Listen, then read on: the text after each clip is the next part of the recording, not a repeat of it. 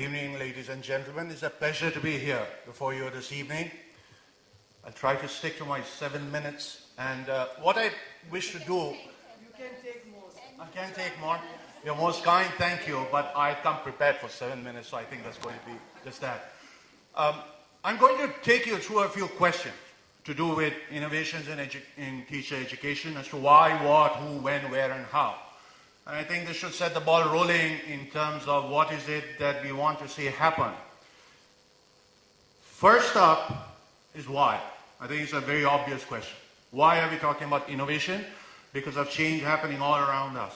What kind of change? Social and economic change. Stratas are changing. Social interrelationships are changing. Children are changing in terms of their social aspirations and their social mobility, and they're bringing that into their classrooms. So there's a lot of change happening all around. Pedagogical changes are happening. We are now familiar with a lot of new learning technologies, more knowledge about learning and teaching and so on and so forth. And of course, technology. We've been talking about technology and technological tools that are now available to us. So let us be very focused that innovation is something that we all should be concerned about. Now, I look at myself as a head of an institution. I am very concerned. How are we going to bring in innovations and keep them coming is one of the concerns that we should all have. Of course, etc., there's a lot more in terms of changes that are abounding around us all the time. Now, what? What innovation? Innovation in what? I've just made a random list. Now, this list, it pertains to the things that happen inside the classroom. It does not cover a lot of things that happen in the sports field, in the laboratories, in activities, in extracurricular activities, in interrelationship between parents and the teachers, in terms of the administration and so on. No, there's a huge, I've done this on purpose for us to appreciate how far we are from the requirements of innovation, from the scope of innovation, and what actually can be done and should be done. The way teachers teach. There's so much that can be done here, and there's a lot wrong. And I will be the first to admit that, being part of the system, there's a lot going wrong because of our content-based approach to education at the moment. And everything actually goes wrong with it because of this one thing. Are there scopes for innovations there? The manner in which teachers manage their classes.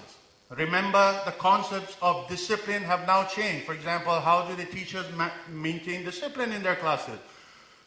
I grew up hearing my teacher tell me, I want pin drop silence in class. Now, you cannot hear a pin drop, but I heard that. And that was a concept that we grew up with, that there should be silence in class. Now, educational research has shown that you need some amount of discussion and noise in the class for you to learn more effectively.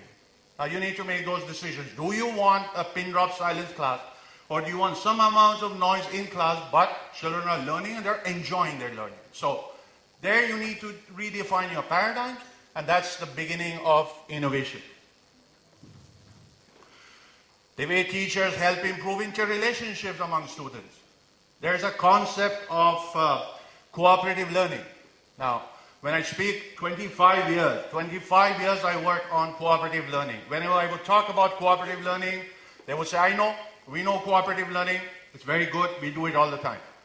Now, cooperative learning has two aspects. One is getting children to get together and work on a particular task together. That's one. And they enjoy doing it, and they do it very well. But the second requirement is something we never consider, that their relationships have to be intact. They have to improve relationships. Cooperative means they have to cooperate. What happens if two students fight over that project, one walks off and the other says, go to hell and I'll do it myself? Well, what happened to that cooperative learning? It's not that simple. It needs a lot of thought, needs a lot of attention to child psychology and all that seems to be happening with those children. And that becomes the starting point of innovation in establishing and maintaining those relationships. Teaching of life skills, techno-pedagogical skills, what continues in terms of problem solving, special education, learning styles and teaching. This is catching on very much now. Children learn different ways. A very simple innovation. Visual learners. We all are to some degree visual learners. We learn by seeing. Therefore, it is advisable for the teacher to stand up and teach. and don't sit, because you're exposing your entire body to the students when you are teaching, and they learn better by just looking at you, by your body language. Very simple innovation. But that comes from certain understandings of the manner in which children learn. Integrated thinking abilities.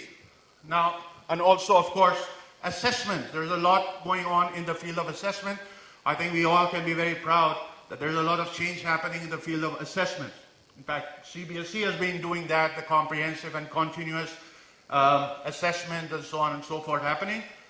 But I think not much thought has gone there as well. For example, the formative part of the assessment is as much for assessing the student as the teacher. After every quarter, every week, when you look at the formative assessment of the student, has the student learned to read better? If not, something's wrong with me as a teacher. I need to correct that. We have not done that. All we did was we took all of this in order to make assessment more user-friendly. Why? Because assessments were sort of stressing everybody. It was stressing the children. So let's make it easier for them. Therefore, summative assessment and formative assessment and all of that. Now CBSE is saying that they want to also assess thinking. They want to assess the manner in which students think. Now my question is, if thinking is inbuilt in our classroom sessions, why do you want to test that? I as a teacher know that the classroom is structured in a manner that thinking is an integral part of what children do in the classroom. Why assess that?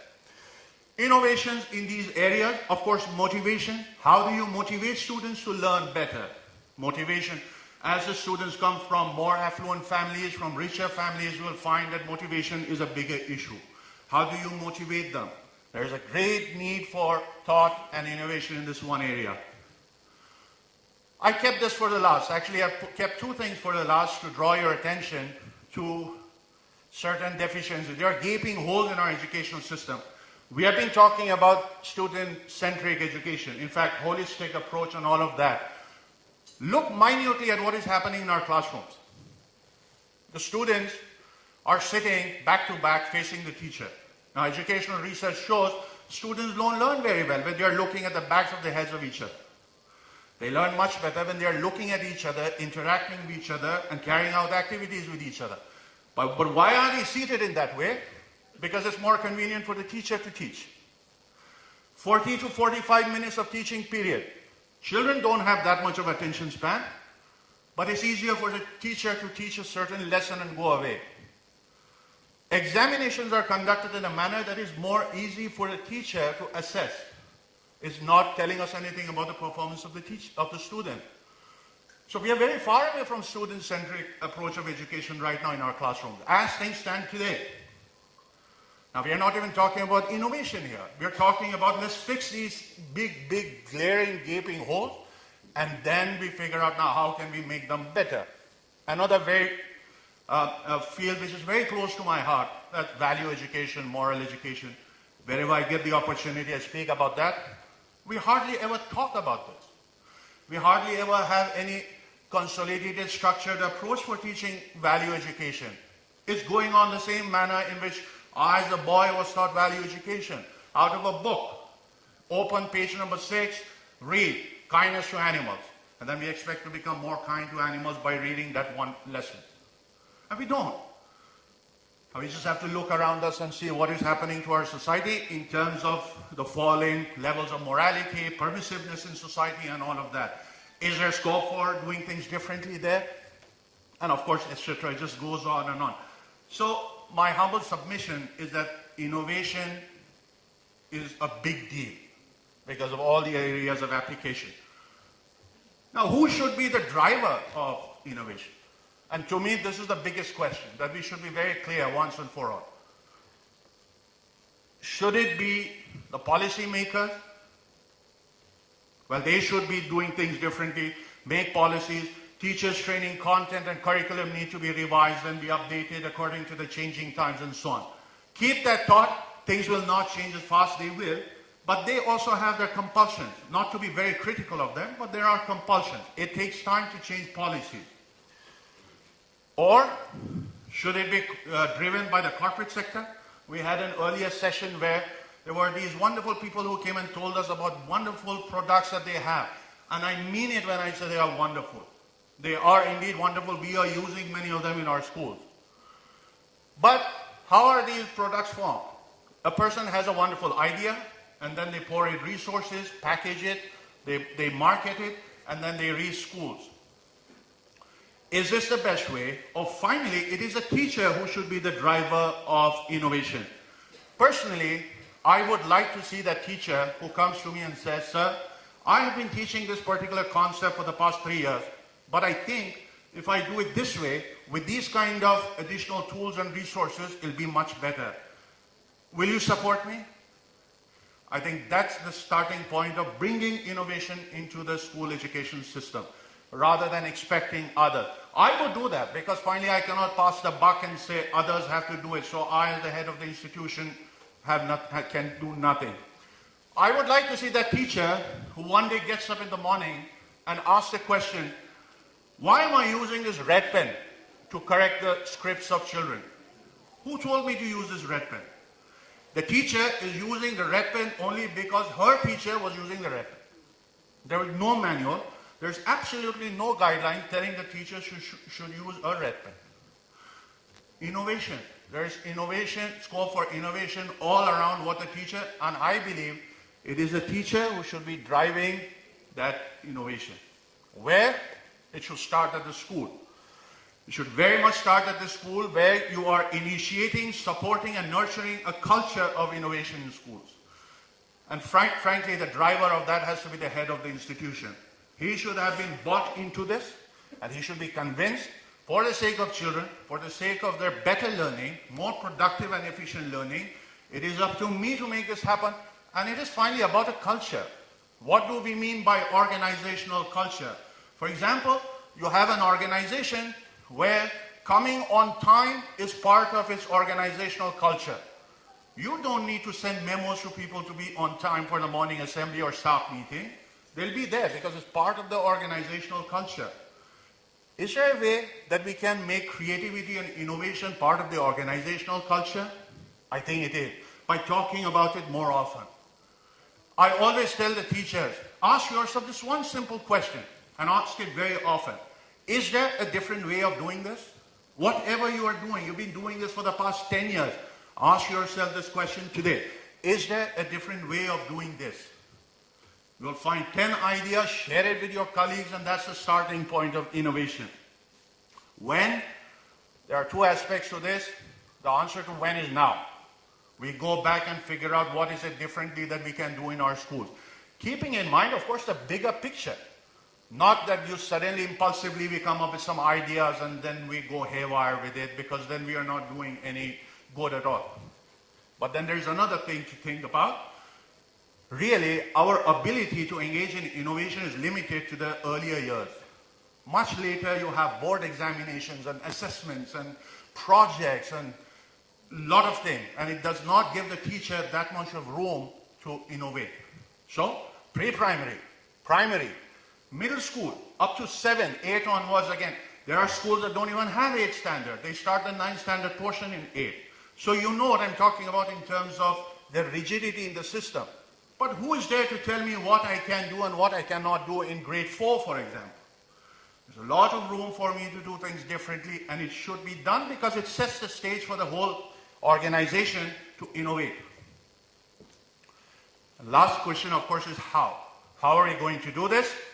Now, the corporate sector has found a key. The corporate sector do not send their people to go and learn innovation and come. They do it on the job.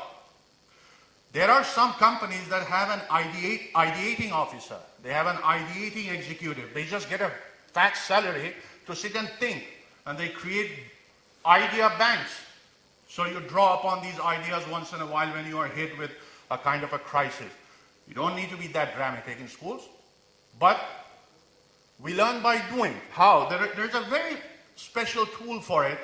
It is called the learning cycle. It's unfailing, never fails. You want to learn something new, you want to structure something new, it's called the learning cycle. There's 3 components. Consultation. You consult on the intended outcome. What is it that you would like to see happen? And how would you like to do it? Act upon it. Consultation, action, act upon it for a period of time, and then sit back and reflect on it. How did it work? Did it give us the intended result? How differently can we do it next time? And so on and so on. So many cycles of consultation, action, reflection. When it starts working, you document it, you have a new approach at doing something which was being done in a much more mediocre manner. Now it's paying more dividends for you and much more effective. And of course, when you do this, you need to be much more positive towards mistakes. We have to have more tolerance for mistakes. In our Indian culture, unfortunately, we are not very patient with mistakes, but we have to. If we are going to learn, if we are going to innovate, if we are going to try to do things differently, we will need to be okay with mistakes. If we don't make mistakes, if we are not doing anything new. And of course, this process has to be driven by the head of the institution. So this is basically my take on innovation. Before I go, I need to mention one more thing, that there are two ways of driving innovation in a school. One is what is called the structured approach. The structured approach is where the principal comes and says that, all right, I want to do it this way, and they discuss and then act upon it, and it becomes an organizational decision. It's a collective decision. Very rare to see in reality. But the other way of doing it is a spontaneous kind of thing. A teacher reads something, finds out about a new idea, talks to a few people, goes on the internet, reads a few articles about that particular thing, and decides that this is what I'm going to try in my class. Without telling anybody, without asking anybody, without creating upheavals in the academic program and process of the school, everything is going intact, but the teacher is trying something new. This works much better. But you need to back those teachers up, you need to encourage them, and that becomes the starting point of innovation. Thank you.